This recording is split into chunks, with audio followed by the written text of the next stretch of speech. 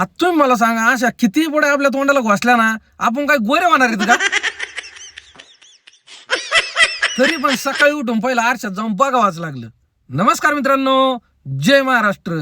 मी आपला मित्र संदीप काळे पुन्हा एकदा नवीन ब्लॉग मध्ये आपलं स्वागत करतो. आज सकाळ सकाळ दात घासायला इकडे रस्त्याकडे आलो तर आज शेणकूर करायला आप्पा ऐवजी काकी दिसली. म्हणलं आप्पांना रानातलं काहीतरी काम होतं. मग काय म्हणलं, या कोलगेट मधून आहे ना उरले सुरलेली कोलगेट काढून घेऊ. अरे कोलगेट म्हणजे एवढी फेमस झाली ना, कोणती पेस्ट घ्या त्याला आपण कोलगेटच म्हणतोय. काय करावं राव, हा असं कुठं असतंय होय? मग काय इकडं मॅडमचं चाललं होतं काम.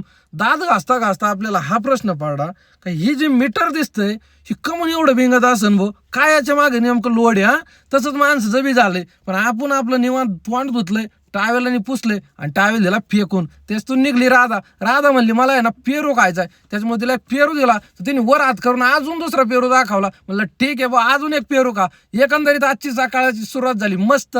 मला एवढं सांगायचं, तुम्हाला व्हिडिओ जर आवडत असतील ना तर नक्की आपल्या व्हिडिओला लाईक, फॉलो आणि सबस्क्राईब करा बरं का. धन्यवाद. धर्मधर रामकृष्णारी.